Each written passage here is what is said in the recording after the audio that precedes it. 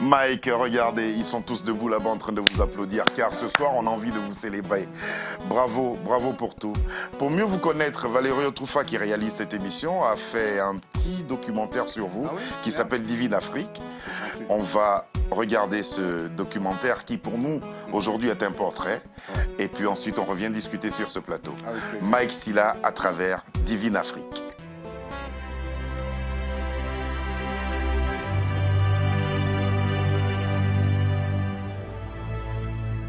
Pour Mike Sylla, les blousons qui circulent dans la ville, c'est de l'art mobile. Il nous dit, pas de la mode, c'est de l'art mobile.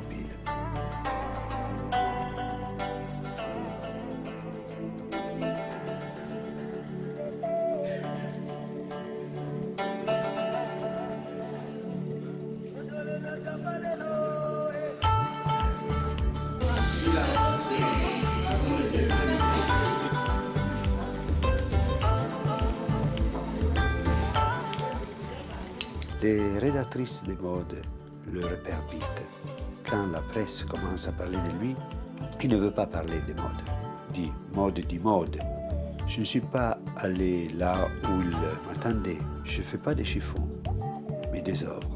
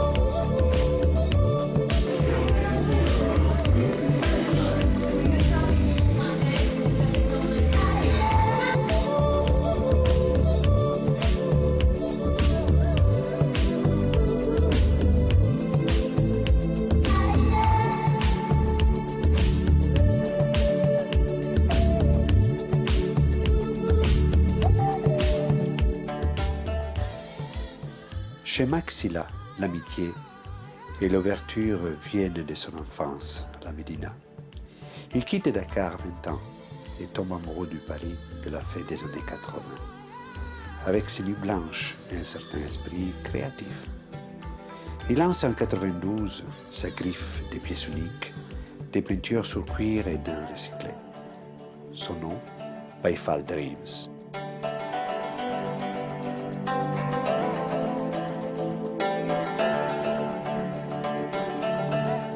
J'ai habillé plusieurs artistes, parmi lesquels Princesse Erika, Max Solar, Nubien, Carlos Santana.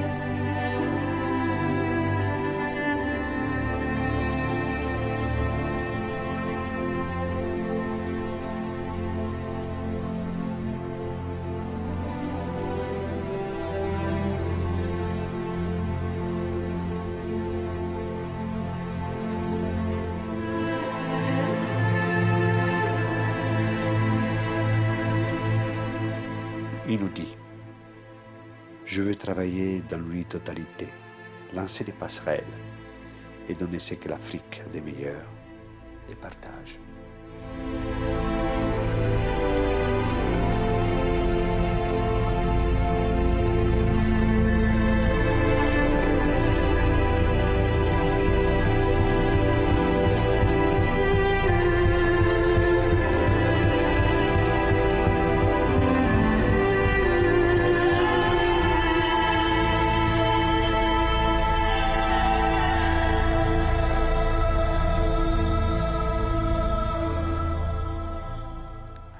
Un grand bravo à Valerio, à son équipe, ceux qui ont travaillé sur ce petit documentaire. Comment vous le trouvez?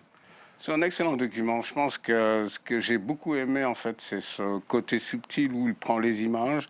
Avec le montage, il a réussi à avoir une sensibilité, le ralenti, et avec la musique qui vient, on sent que c'est une œuvre qu'il a pu faire tranquillement.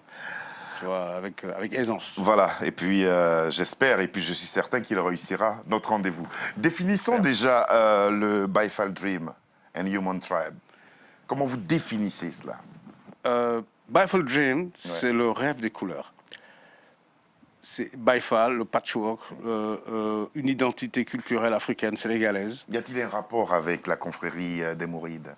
C'est à travers l'accoutrement, le fameux tissu patchwork que portent les Baifal, avec les différentes matières. Et surtout, ça va être un élément sur lequel je vais essayer d'approfondir. C'est-à-dire qu'en fait, les Baifal, l'esprit du patchwork les habite depuis la nuit des temps. Moi, en tant que fils de créateur, j'ai toujours essayé en fait de prendre l'alchimie des couleurs comme étant un des moyens sur lesquels je m'appuie pour essayer de faire valoir et de surtout dialoguer, de communiquer et de lancer des messages. Et c'est là où l'esprit donc du baïfalisme, dans le sens, j'allais dire, plus de l'accoutrement, de la façon dont eux, ils se fringuent, et ils se présentent, merci. Et c'est surtout aussi cet aspect un peu où on retrouve l'Afrique multicolore. Tout à fait. C'est une force dynamique qu'on ressent à travers cet accoutrement. L'inspiration est née. C'est de là où je puise mon inspiration. En fait. Par moments, les couleurs nous rappellent aussi un autre peuple d'Afrique de l'Ouest, le peuple Dogon. Dogon, absolument. Par le signe du Kanaga, qui est l'homme libre. Et c'est justement l'un des symboles que je me suis approprié d'une certaine façon pour amener le fameux logo de Baifal Dream. Mais c'est aussi, en fait, donner encore une autre façon de l'Afrique contemporaine, la façon dont on peut naturellement puiser pour montrer la modernité qu'elle n'a pas de limite et que la traditionnalité aussi à travers l'accoutrement que nous, les Africains, on a toujours essayé de montrer à nous-mêmes face aux autres qui nous sommes, donc notre identité. Je n'ai pas voulu aller trop loin pour essayer en fait, de dialoguer, de communiquer, parce que dans ce que l'Afrique a, on a de quoi puiser largement. Et c'est tout ça qui, pour vous, réagit sur cette tribu que vous appelez tribu humaine. Exactement. Donc, d'où le rêve des couleurs, Baifal Dream, donc, le rêve des couleurs, et le fameux tribu humain. Alors justement, à la fin des années 80, dites-moi, qu'est-ce qui se passait? Qu'est-ce qui a fait de vous et ce qui vous a rendu ainsi militant culturel? Qu'est-ce qui se passait? Pas forcément militant, mais plus avant-gardiste, parce qu'à cette époque-là, Paris se brassait, les gens se côtoyaient, le sectarisme tuait la fête. Donc on avait plus l'esprit en fait alternatif. Bastille était un des endroits sur lesquels il fallait être. J'ai eu l'occasion d'y être avec des artistes connus qui m'ont ouvert les portes, qui m'ont permis en fait de pouvoir exprimer à la fois mon côté à la fois, j'allais dire, africain, tout simplement. C'est qu'il ne faut pas chercher loin. C'est-à-dire que l'Afrique avait sa place dans cette culture dite à la fois occidentale, parce qu'on a eu l'occasion d'apporter des trucs ici dans ce beau pays qui est la France. Mais c'est surtout donner encore une autre façon, en fait, à ce que notre culture soit appréciée, acceptée et qu'elle côtoie d'autres sans complexe, avec justement un esprit où l'avant-gardisme était là et l'esprit happening, on avait justement le rap qui était là, la techno, toutes les fusions des différentes sonorités se côtoyaient et s'acceptaient, c'est ce que je disais en fait. Alors justement, vous, on se pose la question de savoir à chaque fois qu'on vous rencontre, moi en tout cas le sentiment qui me revient c'est comment il a fait et comment fait-il pour tenir? Comment il fait pour tenir? Et cela fait très longtemps que vous êtes en haut de l'échelle dans ce domaine-là. Comment vous faites? Je n'ai jamais voulu faire des chiffons. Je fais que des œuvres et je ne cherche pas à multiplier un produit à des, tu vois, en gros stock. J'essaie de limiter ma façon de produire les pièces. Ça ne veut pas dire je ne veux pas que les autres le portent, mais je préfère en fait travailler des pièces uniques. Oui, travailler dans l'exclusif, singulier. Chaque pièce est unique. Chacun est là pour attendre la pièce qu'il faut. La veste que vous portez ce soir, je ne peux pas trouver la même veste. Non. C'est ça qui est beau, c'est ça qui est fort, c'est que chaque personne attend la pièce qu'il faut. Et la pièce, dès que je l'ai finie, dès qu'elle sort de l'atelier, ce qu'on appelle peinture fraîche, dès qu'elle vient et qu'elle est mise en galerie, naturellement, attend la personne qu'il faudra. On ne sait pas qui c'est. On l'attendra et ça sera le moment, à un moment donné, cette pièce partira. La marque Maxilla compte combien de personnes? Combien de personnes travaillent autour? Jamais, de cette, en fait, naturellement, Serge, je les compte. Je ne peux pas vous dire, enfin, c'est simple. À chaque fois, on me demande, mais avec combien de personnes tu... Non, mais je ne peux pas les compter, en fait, parce qu'il y a aussi des collaborateurs avec lesquels j'ai toujours travaillé, avec lesquels j'ai débuté il y a 20 ans, qui sont toujours là, avec qui je continue encore à faire des choses. Certains que j'ai formés, j'ai développé, j'ai accompagné. Donc une équipe qui vient, qui part, mais qui reste. C'est surtout des gens qui sont concernés. C'est une histoire qui est là. Byful Dream, c'est une histoire, c'est aussi une marque, c'est aussi à la fois un état d'esprit. Il y a beaucoup d'artistes, Dieu merci, qui sont sortis de ce concept.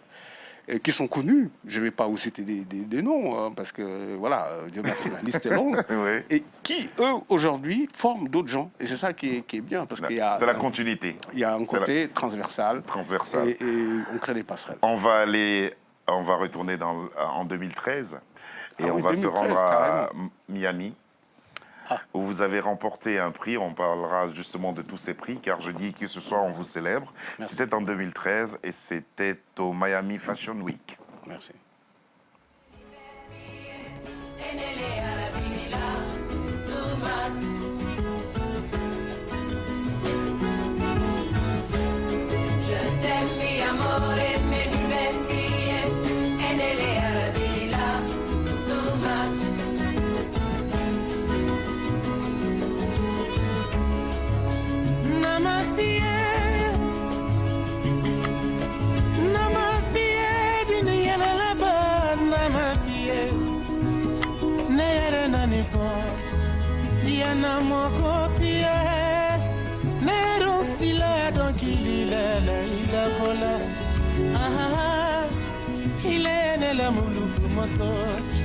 Niana mokopie Soro fale mo sonyo mana osikote No no no Nekona deilele fe Je t'aime mi amore me diverti E nelle avila too much Ne t'en veux pas chérie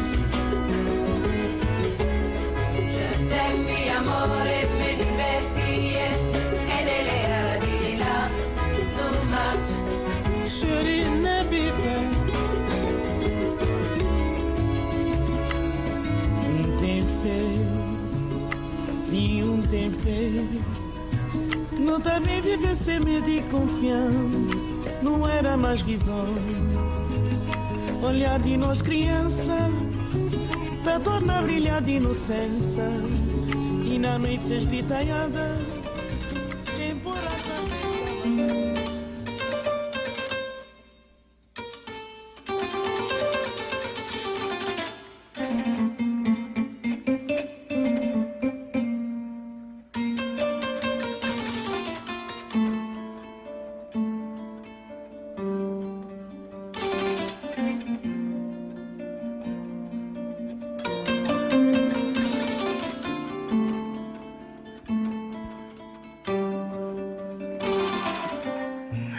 En 2013, à Miami, vous êtes le premier créateur africain à recevoir ce prix-là, Designers Choice Awards.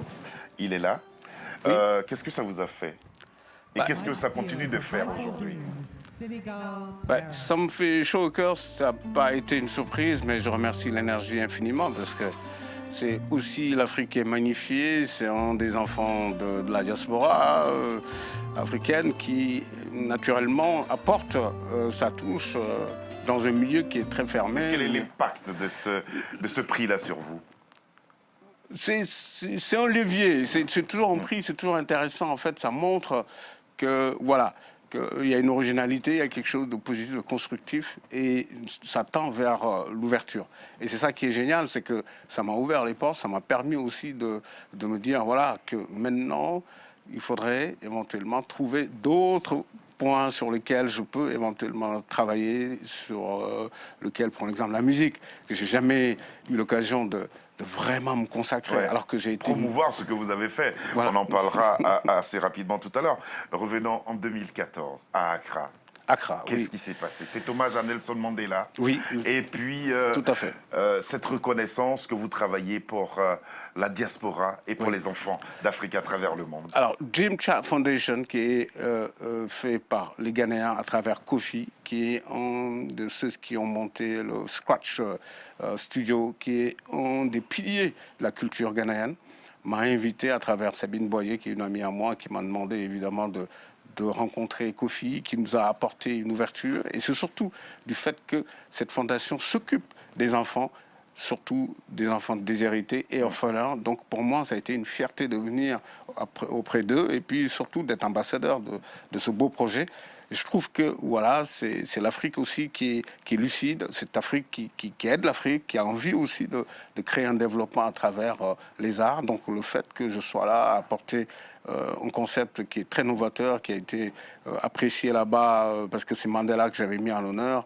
C'est un hommage parce que vous savez, Mandela aime beaucoup les enfants, il a beaucoup aimé justement toutes les fondations qui étaient là à soutenir les enfants en Afrique du Sud et dans le monde d'ailleurs. Hein. C'est un homme de paix. Donc pour moi, c'est une autre façon encore de lui rendre hommage et puis surtout d'approcher cette idée avec la fondation Jim Chat Foundation. Pour moi, c'est vraiment très important aussi avec l'art, le social, la solidarité. C'est tout à fait Bifal Dream, ça. Ça, c'est une façon, en fait, aussi de rassembler toutes les possibilités que l'Afrique a en elle. Et cet esprit de partage m'a toujours habité. Ça fait partie de ma façon, naturellement, de vivre et de faire vivre les choses. Sans aucune démagogie. Absolument. Mike Sylla, c'est égal chaque année un prix. On atteint 2015. Et là, vous revenez avec l'Indiana Black Expo. Oui, Black Expo, oui. Et ça a été fort. Black Expo, les Américains, en fait, vous savez, Black Expo, c'est l'un des rendez-vous de la diaspora africaine, afro-américaine plutôt, le plus grand, le plus important. Voilà. Merci, c'est ça que je cherchais. Important. Donc, ça a été pour moi un honneur et j'ai été invité officiellement par eux. Ils m'ont demandé de venir apporter mon travail en tant que... Ça se passait où? Ça se passait à Indianapolis. Oui. Et donc c'est beau parce que évidemment il y avait tous les grands artistes qui étaient là. Vous savez, Black Expo est un grand rendez-vous justement annuel. Donc cet aspect... 45e édition déjà. Tout à fait, 45e édition. Et c'est surtout aussi vraiment tous les créatifs afro-américains se retrouvent à Indiana Black Expo une fois par an pour montrer leur savoir-faire, pour montrer de quoi ils ont eu l'occasion de concocter toute une année.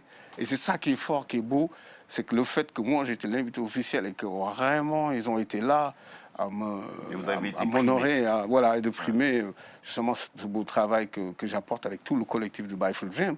Donc pour moi c'est d'une très grande importance, ça a été vraiment une fierté de recevoir ce prix-là et puis de le dédicacer et de le dédier justement à l'Afrique et à sa diaspora. Toujours avec il faudrait qu'on vous rende hommage. C'est ce que nous avons décidé de faire ce soir parce que lorsque vous m'avez dit je reviens d'Indianapolis où j'ai remporté ce prix, j'ai dit il faut qu'on se rencontre, il faut qu'on en parle. Oui. Il faut que l'Afrique et le monde entier sachent le travail que vous faites et que ce travail il est énorme.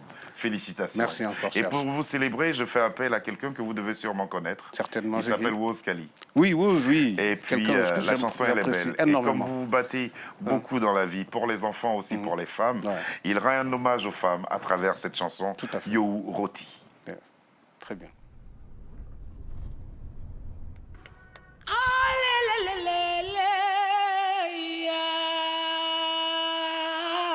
Jambar, wow, wow, yay jambar, domu ndeyo, yay jambar.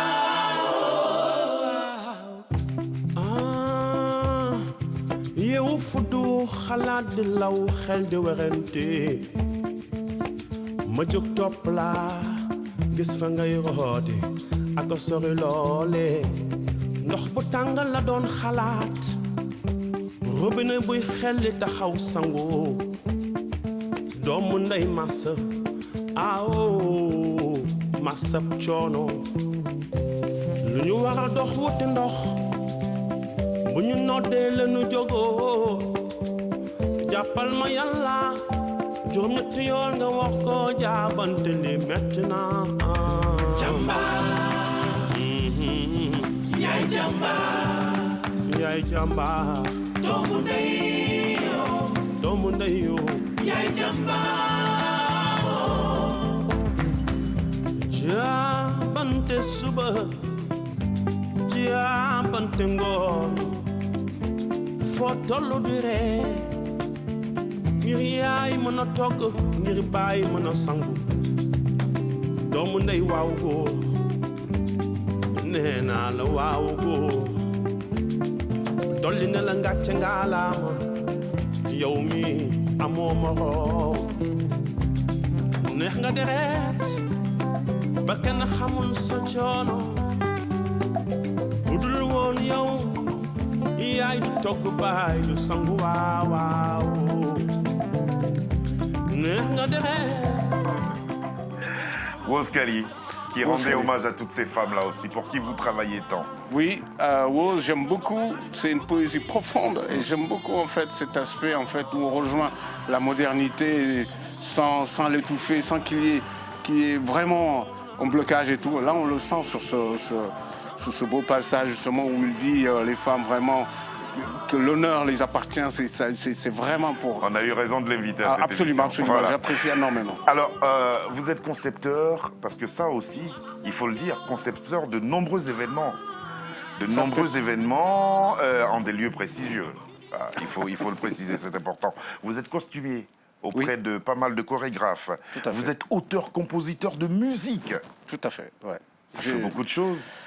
Mike, Pour moi, l'art n'a pas, n'a pas de limite. N'a pas de limite. Surtout aussi qu'en fait, il y a tout ce brasse, tout ce mélange et il y a aussi une vitalité dans ce que j'essaie d'apporter quotidiennement, tout le temps, avec les gens et surtout du fait que j'apprécie le fait de collaborer avec des artistes différents, de nationalités différentes aussi surtout, qui m'apportent des choses, que j'apporte des choses naturellement, mutuellement. Et puis en fait, c'est aussi quelque part une façon en fait de créer un développement total, cet esprit d'aller vers l'unitotalité, d'aller vers le total art m'a toujours apprêté. Total art, j'aime bien. Oui, c'est tout à fait ça. Ouais, C'est total art, j'aime beaucoup. Oui, Ouais. Et puis comme on fait naturellement aussi de l'art mobile, comme j'ai toujours dit, c'est-à-dire que on fait du mobile, de l'art mobile, mais c'est surtout en fait le côté wearable art qui m'intéresse, c'est de l'art porté. On fait de l'art qui porte et qui est porté. En fait, il y a cette communication qui est là. Et c'est une façon, en fait, naturellement, de démocratiser l'art, de le sortir de la galerie, de le mettre à travers la mode, et que ça rend les choses d'une manière dynamique et que ça crée l'ouverture du fait qu'on porte une œuvre sur soi. C'est tellement de l'art soutenu, c'est une mode en même temps vivace et riche. Total art, art Voilà. en mouvement. En mouvement, et voilà. Et ça voyage. Ça voyage. Et ça traverse Tout les à fait. frontières, pas besoin de visa et tout ça. Non, du tout. Je comprends bien la Voilà. démarche. Comment vous êtes perçu au Sénégal? Je ne peux pas vous le dire parce que au Sénégal, en fait, comme c'est mon pays, c'est encore, j'ai beaucoup plus de pression quand je suis là-bas parce que c'est chez moi. Et j'aime tellement Mais mon Maïs, pays. est-ce que vous pensez que le continent africain vous rend bien ce que vous lui offrez? Alors, je ne suis pas là pour juger, j'ai qu'à faire en sorte que l'Afrique me connaisse, que les Africains m'apprécient. C'est ça le rôle que j'ai à jouer. J'ai Alors, encore du travail à faire, comment peut-être. vous réagissez si je vous disais que vous êtes une fierté africaine? Je le prends bien et j'ai encore beaucoup de chemin, beaucoup de boulot encore à faire. J'ai envie de montrer ce que l'Afrique a de plus beau, de meilleur, cet esprit de partage. Mais c'est surtout aussi cette Afrique gagnante, lucide, cette Afrique de demain, mais qui est déjà là. Parce que c'est maintenant notre Afrique à nous. Alors, quand vous remerciez un de ces sexes, masculin ou féminin, sur lequel vous vous attardez, Mike? Oui. Ce sont les femmes qui vous ont labellisé ou sont les hommes? Non, c'est plus les femmes que j'apprécie, que je continuerai toujours de remercier. Je n'ai pas de limite quand je dis ça. C'est vraiment beau quand je leur rends hommage, mais quand elles sont là aussi à apprécier ce que je fais, subtilement, d'une manière où je leur rends hommage et je ne cesserai encore de les remercier parce que je sais que quand elles portent une pièce de Byfall Dream, elles savent pourquoi elles le portent. Il y a toute une énergie qui s'y dégage. Et j'adore les habiller, j'adore les rendre belles et fortes en même temps. Et en même temps qu'elles soient aussi roqueuses, croquantes. Je comprends bien, je comprends bien. J'apprécie quoi. Si je vous disais de nous dire en un seul mot, si vous deviez résumer en un seul mot ces 23 années de carrière, qu'est-ce que vous direz? Waouh. Waouh. Waouh, c'est le mot. Voilà, on va le retenir. C'est avec ce mot qu'on va se quitter. Merci beaucoup, Serge, Mike tu Sylla. m'as eu. Hein. Non. Waouh, waouh, c'est vrai. Waouh. Merci beaucoup. Sachez que nous sommes très, très fiers de vous. Et puis, félicitations pour tous ces prix que vous avez remportés. Et puis, continuez à porter notre Afrique aussi haut. Merci beaucoup. C'est un jeune homme qui lui aussi se bat à sa manière. Il est auteur-compositeur, il vit à Londres. Demain, il effectue le déplacement pour occuper votre place. Il s'appelle Christian Schegen. Il sera notre invité. Merci Mike Sylla d'être venu jusqu'à nous. Allez, cette émission a été réalisée par Valerio Truffa. À ses côtés, il est avec Carole Martinazoli. Notre ami Antoine Renoir s'est chargé de la diffusion. Pierre nous a guidés. Et puis, Leslie John s'est occupé des lumières. Et nous nous sommes confiés à Amina Djelal avant de nous installer. Et tout ce beau monde a été dirigé par Serge Goulamali. Merci beaucoup et à demain.